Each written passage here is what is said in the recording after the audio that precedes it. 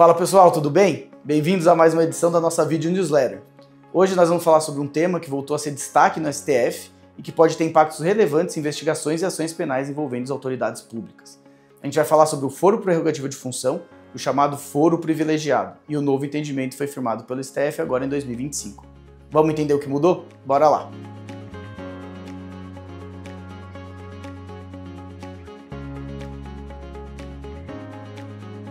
O que é o foro por prerrogativa de função?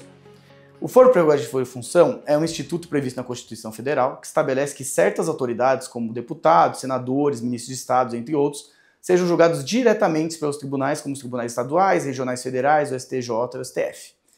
A ideia por trás disso é proteger o exercício da função pública, evitando perseguições, pressões indevidas que poderiam comprometer a atuação dessas pessoas. Até aí, nada de novo, mas esse tema ganhou muita atenção lá em 2018, quando a STF restringiu bastante o alcance desse foro. No julgamento de uma questão de ordem lá na Ação Penal 937, o Supremo decidiu que o foro só se aplicaria a crimes cometidos durante o exercício do cargo e que tivessem relação com as funções desempenhadas. E outro ponto importante, o STF também fixou a tese de que depois do fim da instrução processual, ou seja, a partir da publicação do despacho que intima a parte para apresentação de alegações finais, a competência do juízo não muda mais. Isso significa que, se a autoridade assumisse outro cargo ou deixasse o cargo que ocupava e a instrução processual ainda tivesse em andamento, o processo seria remetido às instâncias ordinárias. Se já tivesse encerrado, o processo seguiria no tribunal competente até o fim. O que mudou agora em 2025? Agora, em 2025, o Supremo voltou a discutir esse tema e fez um ajuste importante no entendimento anterior. Lá no julgamento do habeas corpus 232627 do Distrito Federal e na questão de ordem do inquérito 4787, a maioria dos ministros passou a entender que se o crime for cometido durante o exercício do cargo e em razão dele, o foro por prerrogativa se mantém mesmo que a pessoa já tenha deixado o cargo e a instrução ainda não tenha sido encerrado. Ou seja, o que passa a importar aqui é a conexão entre o fato investigado e a função pública, e não o momento que o processo se encontra quando a autoridade deixa o cargo. Isso traz mais estabilidade para o andamento da ação penal e evita que o processo mude de instância conforme avança. Por que isso importa na prática?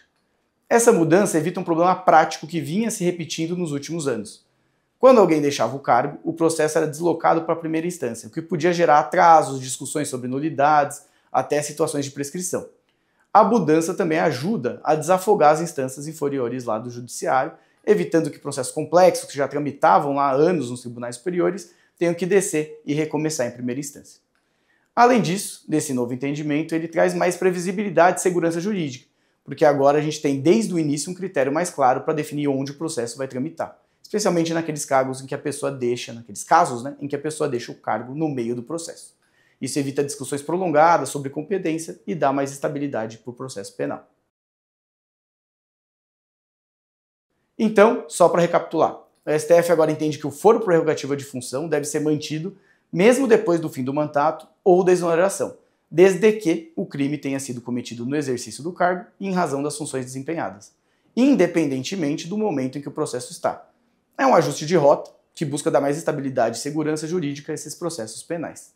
Se você gostou desse conteúdo, já sabe, deixa uma mensagem pra gente, se inscreve lá no YouTube, segue a página do escritório no LinkedIn, no Instagram e pode mandar sugestões pra gente que a gente vai ajudar. Um grande abraço e até a próxima.